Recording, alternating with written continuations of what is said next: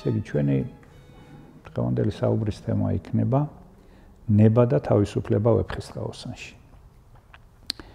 ჩვენ ვისაუბრებთ ძირითადად ერთი მთავარი გმირის ავთანდილის გარშემო. მე ვამბობ ერთ-ერთი მთავარი გმირის, იმიტომ რომ როგორც ჩემთვის არაერთი პატივცემული და ღირსეული ადამიანები თვლიან, აქ პროტაგონისტი არის ტარიელი. მე შეიძლება სხვანაირად ვთვლიდე, მაგრამ ამას ვიზიარებ, პატივს და ამიტომ ვამბობ, ავთანდილი არის ერთ-ერთი მთავარი გმირი ამ ნაწარმოების. მაშ ასე ვინ არის ავთანდილი? ავთანდილი არის სპასპეტი ამირსპასალარისა. ჯარების სარდალია, მინისტრის შვილი. და ნაწარმოების დასაწყისში, როდესაც პერსონაჟებს გვაცნობს შოთა რუსთაველი, პირველად ის გვაცნობს როსტევანს, შემდეგ მის ქალიშვილს თინათინს, შემდეგ ვაზირებს და შემდეგ გადადის უკვე ავთანდილის ხსენებაზე. აქ თითქოს ერთგვარი რაღაც იერარქია, ხო? ავთანდილი არის ყმა როსტევან მეფისა. და ამ ყმას, როსტევან მეფის ყმას, უყვარს მეფე თინათინი. ასული მეფისა როსტევანის, ასული თინათინი. აქ საყურადღებო არის ერთი მომენტი, რომ ავთანდილი გახარებულია იმით, რომ თინათინი როსტევანმა გაამეფა. რა ახარებს კი უყვარს მას თინათინი, მაგრამ მისი სიხარულის მიზეზი აქ სხვა რამეა. ესე იგი ავთანდილს უფრო ხშირად მოუწევს თინათინის ნახვა და თინათინის ნახვა მას მოუწევს უფრო ხშირად იმის გამო, რომ თინათინი მეფეა, ანუ ესე რომ ვთქვათ, სამსახურეობრივ საქმეზე. პატრონყმური ურთიერთობის გამო მოუწევს შეუულებრივად მას თინათინის ნახვა და ეს ახარებს. ანუ რუსთაველი ჩვენ გვეუბნება, რომ ერთადერთი იმედი აქვს ავთანდილს, მისი მაქსიმუმი რაც არის, აი ამ სიყვარულში, რისი მიღწევაც შეუძლია ავთანდილს, ეს არის ხშირად ნახვა თინათინის. თითქოს ჩანს, რომ ავთანდილს მეტის მოლოდინი არ აქვს, არც უნდა ჰქონდეს. და ეს არის საყურადღებო, რატომ არ უნდა ჰქონდეს ავთანდილს უფრო მეტის მოლოდინი თინათინისგან. რა? ანმოხდენელია გვეუბნება რა, შოთა რუსთაველი. ძალიან კარგი ყმაწვილია. საუკეთესო მშვილდოსანია ავთანდილი. გული და სულია თავისი ქვეყნისა. არაბეთი მასზე მზეს ფიცულობს. და ავთანდილა რა, ჩვენ როგორც გვეუბნება ამ სიტყვის ეტიმოლოგია, ასე ითარგმნა სამშობლოს გული, სამშობლო დილგული. სპარსულად ამას ნიშნავს. მართლაც ასეთია ავთანდილი. ის არის ღირსეული რაინდი და ღირსეული ყმა. ძალიან ბევრი კეთილი ღირსებით დაჯილდოებული, მაგრამ რა არის რომ მეტს ვერ ფიქრობს და არ შეუძლია თინათინის გული მოიპოვოს ან საერთოდ იქორწინოს მასზე. რატომ არ აქვს ეს მოლოდინი? ჩვენ უნდა გავითვალისწინოთ აქ იმ დროინდელი ფეოდალური წყობის თავისებურებანი. დააკვირდით, რომ ჩვენ გვაქვს საქმე პატრონყმურ ურთიერთობასთან. მეფე არის ყველაზე დიდი პატრონი, შემდეგ მოდიან ვაზირები, რომლებიც არიან ყმები მეფისა, არიან რაინდები და დიდი ფეოდალები, რომლებიც არიან ასევე ყმებისა და ამ ყმებს თავის მხრივ ყავთ კიდევ ყმები, რომლებსაც ასევე ყავთ ყმები. ანუ იერარქია არის ძალიან ვერტიკალური, წყობრად დალაგებული. და ეს სოციალური ფენები თავის თავში არიან საკმაოდ ჩაკეტილნი. ერთი ფენიდან მეორეში გადასვლა ასე თავისუფლად არ ხდება. ანუ არ შეიძლება გლეხი დაქორწინდეს აზნაურზე, აზნაური ვაზირზე, და ყმა ამ შემთხვევაში რაც არ უნდა ღირსეული იყოს ავთანდილი დაუშვათ მეფეზე. როდესაც შოთა რუსთაველი ასეთ აფორიზმს გვთავაზობს, ლეკვილუმი სასწორია. რა თქმა უნდა ჩვენ მას ვხსნით, რომ ქალი და კაცი სწორია და აქ თითქოს ემანსიპაციის პრობლემა არ დგას, ხო? ამ ფეოდალურ ყოფაში, მაგრამ აქ სხვა რამეა კიდე უფრო ამ აფორიზმში გასათვალისწინებელი. ლომის შვილი ლომია. დააკვირდით, ლომის შვილზე აქ ლაპარაკი, ლომის ბოკვერზე. აქ ლაპარაკია სამეფო გვარზე. ლომი და სამეფო გვარი არის სამეფო გვარი. სამეფო გვარი მართველი, ყველაზე დიდი პატრონი არის ჩაკეტილი. სამეფო გვარის წარმომადგენელი სამეფო გვარზე უნდა დაქორწინდეს. ამიტომაც არის რომ ყმა პატრონის ასე ვთქვათ მეუღლე ვერ გახდება. ახლა წარმოვიდგინოთ რომ ასეთი რამ რაც არ არის ხო პოემაში ნათქვამი და მოხდა ასე რომ როსტევანმა გადაწყვიტა რომ აი ჩემი აღზრდილი, ჩემი ყმა ავთანდილი კარგი ბიჭია, მომწონს, კარგი რაინდია, ბევრი ღირსები ჩემკული და ჩემი ქალი მინდა მივათხოვო მას. და დაქორწინდნენ, წარმოვიდგინოთ. ეს არის იმდროინდელი ნორმების, წესების დარღვევა, დაკანონებული ყოფის და დოგმის დარღვევა, რომელსაც საზოგადოება იმდროინდელი ასე იოლად არ შეეგუება. არ შეეგუებიან ვაზირები, არ შეეგუებიან სხვა ფეოდალები და ეს ძალიან კარგად იციან ავთანდილმაც, როსტევანმაც და თვითონ თინათინმაც. ანუ ეს კანონი, წესი, რომელიც იმ საზოგადოებრივ ყოფაში არსებობს, იმ სოციალურ ყოფაში არსებობს, ის ხელშეუხებელია და მისი დარღვევა ესე იოლად არ ხდება. ყველაფერი შეიძლება მოხდეს, მაგრამ რა მოყვება ამას? მოყვება ალბათ დაცინვა, გაკიცხვა, მიუღებლობა, მეფის ავტორიტეტის დაქვეითება და დაცემა და ასე შემდეგ. მაგრამ გარდა ამის ზეზისა, რომ სოციალურ ფენებს შორის ასეთი დიდი სხვაობა არის კიდევ მეორე ფაქტორიც, რომელსაც შეიძლება ჩვენ ვუწოდოთ თინათინის ფაქტორი. რატომ არის მათი შეუღლება შეუძლებელი?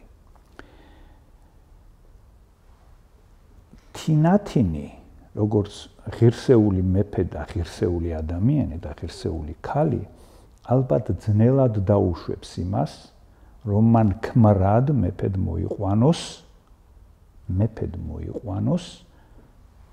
საკუთარი ყმა არამეფური გვარის და არამეფური თვისებების მქონე ადამიანი. ეს რას ნიშნავს, რომ ჩემი ყმა ხდება ჩემი ქმარი და ის ისევ ყმად რჩება. ის ვერ იქნება მეფე. ის ყოველთვის იქნება ერთი საფეხურით მასზე ქვემოთ მდგომი, მაგრამ აწყობს ეს თინათინს ასეთი მეუღლე, რომელიც მეუღლე კი არა, ყმა არის. და აი აქ არის საყურადღებო თინათინის ხასიათზე გამახვილება, რომ მას ასეთი მეუღლე არ უნდა. მას არ ჭირდება ასეთი მეუღლე, რომელიც მის დაქვემდებარებაში იქნება და ყმად. ეს არა მარტო მისი ყმის ამ შემთხვევაში ავთანდილის ღირსების დაცემა იქნება, არამედ მისი ღირსების დაცემაც, ხო? სად არის გამოსავალი? გამოსავალი არის და აი გამოსავალს პოულობს ვინ ამ შემთხვევაში? გამოსავალს პოულობს თვითონ თინათინი. გამოსავალს პოულობს თინათინი და დავაკვირდით ის ხო უმშრავნებს ავთანდილს თავის სიყვარულს და ამავე დროს აგზავნის 3 წლით უცხო მოყმის მოსაძებნად. რა არის ეს? რა არის რატომ 3 წლით, რატომ ვიღაც უცხო რომელიც მთელი სამეფო თulis რომ ეს არის უსულო არსება, ეშმაკი. აი ეშმაკი სადაც წადი და უსულო არსება ეშმაკი მოძებნე 3 წლით შენ იპოვე ის. ვინც ერთა მე მომიტანე ამბავი. რა არის ეს? აი თვითონ წარმოუდგენელი რაღაცა. მეფემაც დაიჯერა მთელმა სამეფოზე ეს ჭეშმარიტი ადამიანი არ ყოფილაო, არა? თინათინი ამბობს, არა, შენ უნდა წახვიდე და მოძებნო. თანაც ამას ავალებს ყმას, რომელიც მას უყვარს და ამავე დროს ეს არის ყმა, რომელიც არის მთელი სამეფოს იმედი. ამავე დროს იმედი ომის დროს მთელი არაბეთი მასია მინდობილი, ხო? ეს გადამრჩენელი ავთანდილ კიდევ მეორე სამშობლოს გულს აგზავნის აი რა ვიღაც ეშმაკის უცხო მოყმის საძებნელად.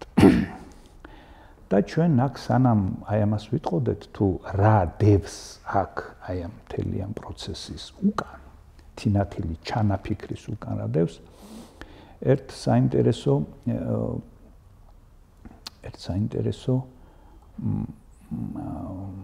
სახარებისეულ ეპიზოდს მოგიყვებით. თქვენ გახსოვთ ყველას არის ნიკოდიმოსისა და იესო ქრისტეს საუბარი. და აი ქრისტე ლაპარაკობს ნიკოდიმოსთან ადამიანის მეორედ შობაზე, მეორედ დაბადებაზე. და გაკვირვებულია ნიკოდიმოსი. რას ნიშნავს მეორედ დაბადება უკვირს? ეს უდიდესი სწავლული, განათლებული ადამიანი, ხო? ფარისეველი, უდიდესი იმის ფარისეველი კარგი გაგებით სექტის წარმომადგენელი იმდროინდელი, უდიდესი ნასწავლი ადამიანი, რას ეკითხება, როგორ, რანაირად, განა დედაჩემის საშოში მე ხნიერი კაცი დაუბრუნდები და ხელახლა დავიბადები, როგორ, რას მეუბნები? ქრისტე პასუხობს მას, რომ დაბადება ხდება სულით და წყლით და არა ხორციელად. აქ ქრისტე გველაპარაკება ნათლობის საიდუმლოზე, ნათლობის ინიციაციაზე, ხელახლა დაბადებაზე. აი თინათინი ამას აკეთებს იმისთვის, რომ ავთანდილი ხელახლა დაიბადოს და ის უნდა დაიბადოს მეფედ, ლომად. თუ ავთანდილი ხელახლა ლომად არ დაიბადა, თინათინი მას ვერ გაყვება. 3 წელი მარტოობა, ღარიბობა, ყარიბობა, ეს არის ის ინიციაციის გზა, რომლის შემდეგაც ავთანდილი მეფედ უნდა იქცეს. ეს ჩანაფიქრი აქვს თინათინს. ეხლა სხვა არის რამდენად აღწევს, მაგრამ თვითონ ის რომ 3 წელი მარტო დღეში მხეცებთან, ადირებთან კი ადამიანებსაც ნახავს, გამოიკითხავს უცხომოყმის ამბავს, არა? უნდა იხეტიალოს, ეს არის მისი აუცილებლად გასავლელი გზა. თინათინი გრძნობს შინაგანად. შეიძლება ცნობიერადაც არა აქვს ეს წარმოსახული, მაგრამ გრძნობს, რომ ეს არის ის გზა, რომლის შემდეგაც ავთანდილი უნდა დაბრუნდეს სამშობლოში ლომად, ანუ მეფედ დაბადებული. და მოდი ვნახოთ რა ხდება. ზუსტად 3 წელი როდესაც იწურება, არა 1 წლის თავზე, არა 2 წელი, 3 წელი როცა იწურება, ანუ მან ის 3 წელი გაატარა იმ მარტოობასა და ღარიბობაში. და 3 წლის მიწურულს პოულობს ის სწორედ ტარიელს. შეხვედრა არის საოცარი, ხო? ნახეთ. და აქ ყველაზე მნიშვნელოვანი მათ შეხვედრაში რა არის? ავთანდილი ამბობს ასეთ სიტყვებს. დამიგდია სამსახური იგი იყოს რაცა უნდა, ეგრეცა სჯობს იაგუნდი 1000 მჯერცა მინამინდა. ისე იგი ტარიელის გაცნობამ ათქმევინა ეს სიტყვები ავთანდილს. მე თინათინის სამსახურში აღარ ვარ, მისი დავალების შემსრულებელი აღარ ვარ, მე ჩემი ნება მაქვს. ჩემი საკუთარი ნება გამაჩნია და მე ისე მოვიქცევი, როგორც ამას მე გადავწყვეტ. აი ამ სიტყვებს ყმა და ქვეშემდომ უნდა ვერ იტყვის. ამ სიტყვების თქმის უფლება აქვს იმას, ვისაც არჩევანის გაკეთების უფლება აქვს. ეს უკვე მეფური თვისება. ვამბობთ, რომ ავთანდილმა ტარიელის გაცნობით, ანუ მოდი ესე ვთქვათ, აი ზიარებით შეიძინა მეფისგან ბოძებული მეფური თვისების ზიარებით შეიძინა საკუთარი ნება და მეფური თვისება. ალბათ ის, რაც სწორედ თინათინს სჭირდებოდა, რომ მას შეეძინა. ტარიელთან შეხვედრა ეს არის სწორედ ინიციაცია, ნათლობის ინიციაცია ხელახლად დაბადებისა. ავთანდილი თამამად შეგვიძლია ხელახლა იბადება.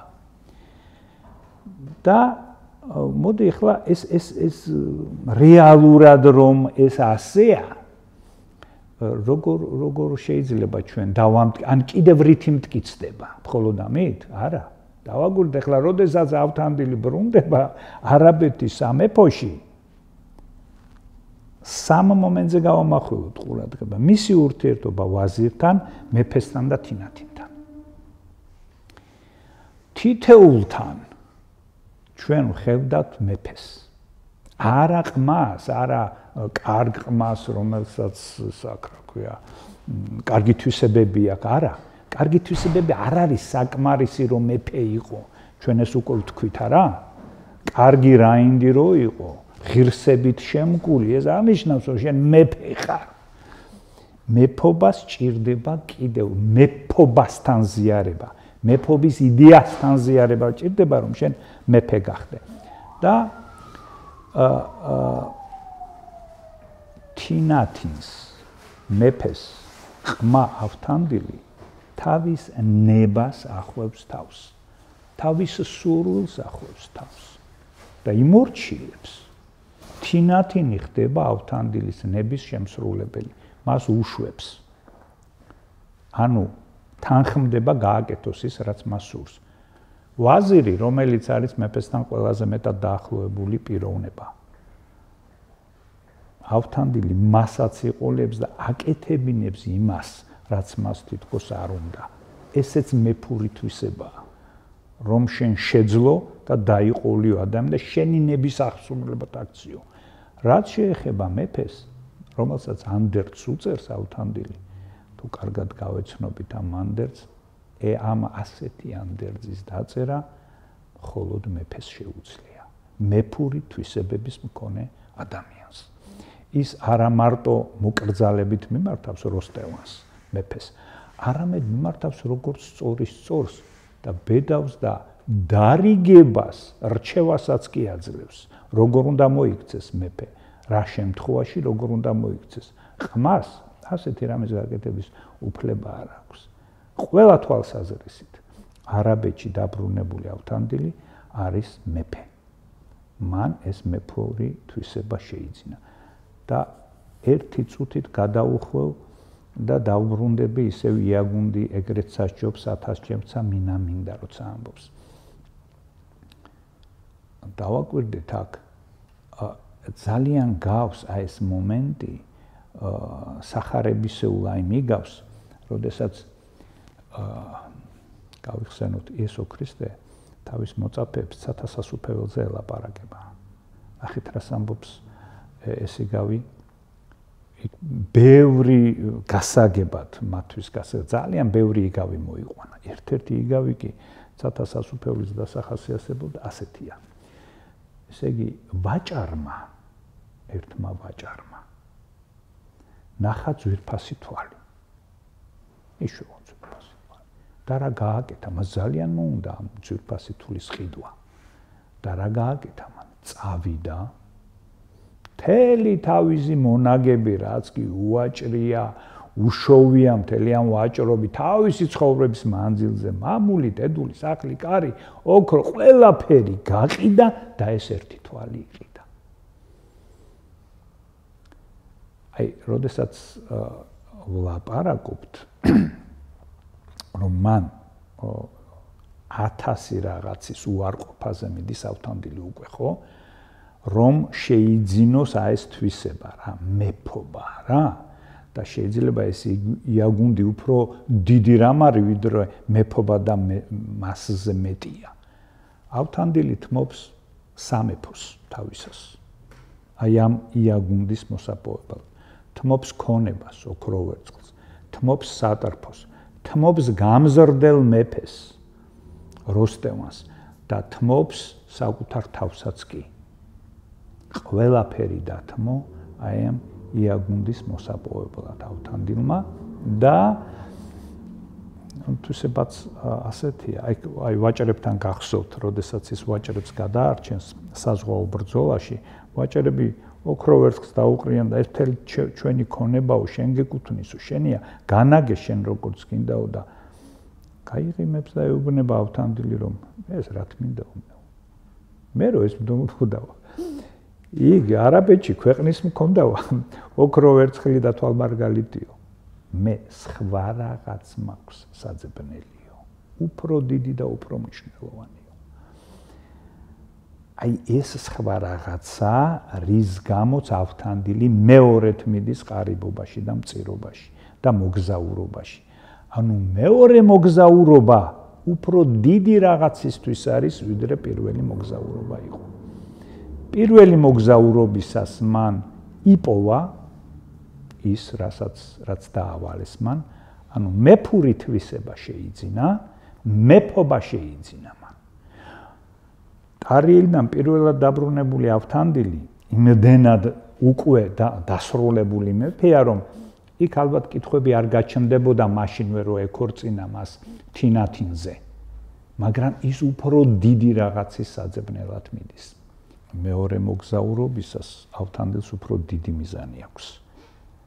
ეს მიზანი უფრო დიდია ვიდრე მეფური თვისების შეძენა და მეფობის პოვნა. ეს უკვე არის პოვნა ღვთაებრივი სიბრძნისა, ღვთაებრივი ჭეშმარიტებისა. ჩვენ შეიძლება ასე წარმოვიდგინოთ, რომ თუ ტარიელი არის განსახიერება ზოგად იდეა, მეფობის იდეისა, მაშინ ნესტან-დარეჯანი არის განსახიერება ღვთაებრივი სიბრძნისა. ჭეშმარიტებისა და ავთანდილი უკვე მეფედ ქცეული ავთანდილი ეძებს ჭეშმარიტებას. ესეც საყურადღებოა. განა აქვს კი ჩვეულებრივ რიგით ადამიანს უნარი იპოვოს ჭეშმარიტება, თუ კი ის მეფე არ არის. აი ეს კითხვა ისმის. მეფობა ხომ არ არის საფეხური ამ დიდი ღვთაებრივი ჭეშმარიტების პოვნისთვის. ანუ აუცილებელი საფეხური.